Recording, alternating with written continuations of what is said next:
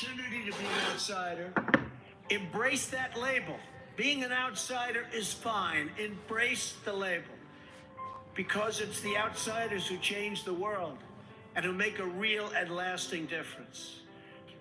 Remember this, nothing worth doing ever came easy.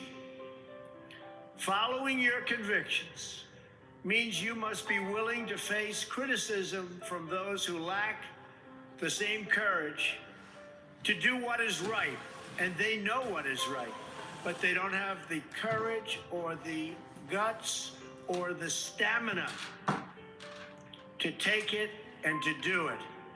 It's called the road less traveled.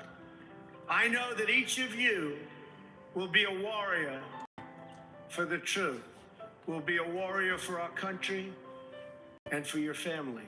I know that each of you will do what is right, not what is the easy way, and that you will be true to yourself and your country and your beliefs. In my short time in Washington, I've seen firsthand how the system is broken. A small group of failed voices who think they know everything and understand everyone want to tell everybody else how to live and what to do and how to think. But you aren't going to let other people tell you what you believe, especially when you know that you're right. We don't need a lecture from Washington on how to lead our lives. I'm standing here looking at the next generation of American leaders. There may very well be a president or two in our midst. Anybody think they're going to be president? Raise your hand. In your hearts are inscribed the values of service, sacrifice, and devotion. Now you must go forth into the world and turn your hopes and dreams into action. America has always been the land of dreams because America is a nation of true believers. In America, we don't worship government, we worship God.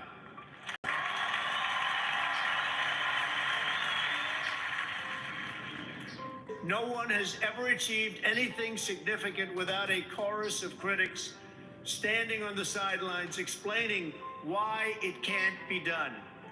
Nothing is easier or more pathetic than being a critic, because they're people that can't get the job done. But the future belongs to the dreamers, not to the critics. The future belongs to the people who follow their heart no matter what the critics say, because they truly believe in their vision. Thanks to hard work, great faith, and incredible devotion, those dreams have come true. You start small, pursue a big vision, and never, ever quit. You never quit. If I give you one message to hold in your hearts today, it's this: never, ever give up.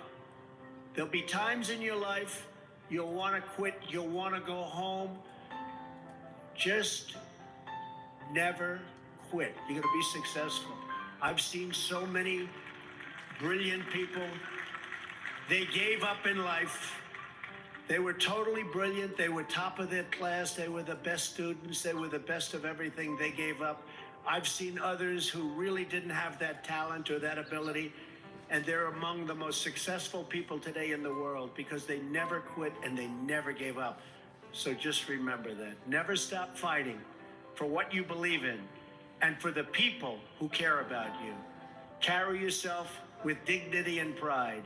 Demand the best from yourself and be totally unafraid to challenge entrenched interests and failed power structures. The more people tell you it's not possible, that it can't be done, the more you should be absolutely determined to prove them wrong. Treat the word impossible as nothing more than motivation. Relish the opportunity to be an outsider. Embrace that label. Being an outsider is fine. Embrace the label, because it's the outsiders who change the world and it'll make a real and lasting difference. The more that a broken system tells you that you're wrong, the more certain you should be that you must keep pushing ahead. You must keep pushing forward. And always have the courage to be yourself. Most importantly, you have to do what you love. You have to do what you love. I've seen so many people, they're forced through lots of reasons, sometimes including family, to go down a path that they don't want to go down, to go down a path that leads them to something that they don't love, that they don't enjoy. You have to do what you love, or you most likely won't be very successful at it. So do what you love. America is better when people put their faith into action. As long as I am your president, no one is ever going to stop you from practicing your faith or from preaching what's in your heart.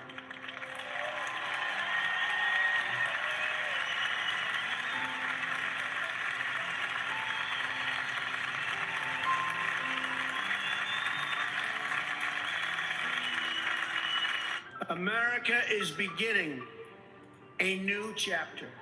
Today, each of you begins a new chapter as well. When your story goes from here, it will be defined by your vision, your perseverance, and your grit. You will build a future where we have the courage to chase our dreams no matter what the cynics and the doubters have to say. We share one home and one glorious destiny. Whether we are brown, black, or white, we all bleed the same red blood of patriots. We all salute the same great American flag. And we are all made by the same Almighty God. As long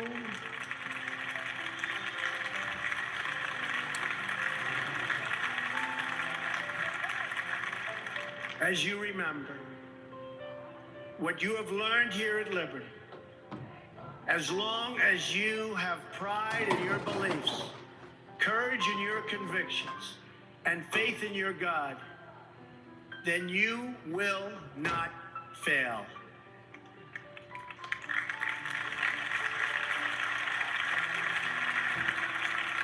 I can promise you that.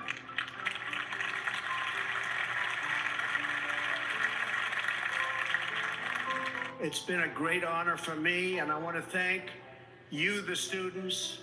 I also want to thank you, the family, for getting them there. And I want to thank and congratulate Liberty. May God bless the class of 2017. May God bless the United States of America. May God bless all of you here today.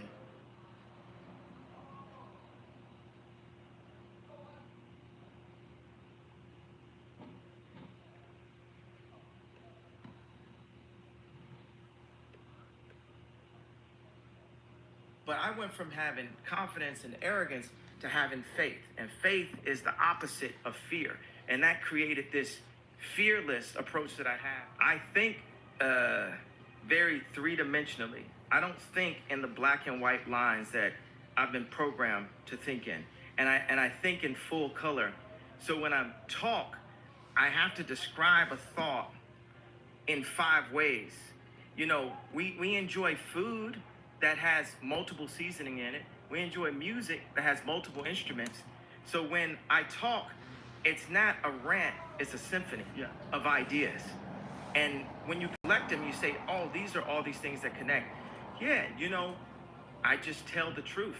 And telling the truth is crazy in a world full of lies. That's simply it. So now let's take like where there's, you know, people who have, you know, issues with me as Kanye West, so they say, they classify, you know, my motivational speeches as like rants and things like this. Like, why is he saying that? Why is he doing that? Blah, blah, blah. Well, I've reached a point in my life where my Truman Show boat has hit the painting. And I've got to a point that Michael Jackson did not break down. I have reached the glass ceiling. As a creative person, as a celebrity. When I say that, it means I want to do product. I am a product person. Not just clothing, but water bottle design, architecture, everything, that you could, think about. And I've been at it for 10 years. And I look around, I say, wait a second, there's no one around here in this space that looks like me. And if they are, they're quiet as. So that means, wait a second, now we're seriously like in a civil rights movement. Like people used to joke about, do you remember our South Park photo? Yeah, I do. Remember how funny that was? Do you think there would be a Givenchy in the hood if it wasn't for that South Park photo? Yeah. So many people are just so obvious. They don't even realize that when they box me in or try to verbally put me in some type of box or put Donda in a box, that they're really showing their level of ignorance. They're putting themselves in a box. And, people can write all they want, but what are people doing? And if there's anybody that's out there doing, they know how hard it is to actually do. And I'm like a motivation of the doers. If everything I did failed, which it doesn't, it actually succeeds. But if everything I did failed, just the fact that I'm willing to fail is an inspiration. People are so scared to lose that they don't even try. Like one thing that people can't say is they can't say, I'm not trying. And I'm not trying my hardest and I'm not trying to do it the best way that I know how with what little information I get. So when I compare myself to Steve Jobs or Walt Disney, Howard Hughes, David Stern, Michelangelo, Da Vinci, Jesus, or whatever it is, I'm saying these are my heroes. These are people that I look up to. This is the type of impact I want to make on the earth. If I can make this type of impact up to this point, what can I do if you call Bob Iger and say, yo, give him a shot? If you call Oprah and say, yo, back this kid. His parents were educators. He wants to educate. He wants to look at curriculums and say, how do we simplify that? Exactly what I did in music. I want to apply to product. I want to apply to education. This is what my company, Donda, is about. I can rap all I want, but without that Rockefeller chain and Damon giving me that Rockefeller chain and without getting a record deal, I don't care how many beats I sold to whoever, I couldn't have made it to the point to make Jesus Walks. And now, even as a celebrity, blah, blah, blah, I've reached the ceiling. And the way paparazzi talk to me and my family is disrespectful also. You know what I'm saying? We bring something of joy to the world. When people hear my music, they have a good time. And I should be respected as such when I walk down the street. Don't ask me a question about something you saw in the tabloids. Don't try to antagonize me, because you know what? It's not safe for you in this zoo. Never think that I'm not from Chicago for 1 second. So as I go through these different levels, there's times where I would use confidence when I knew what I was doing, and I would use arrogance when I didn't know what I was doing. But I'd rather use arrogance than to let someone diminish my idea of myself, because that is what keeps us going. Hope actually keeps us alive.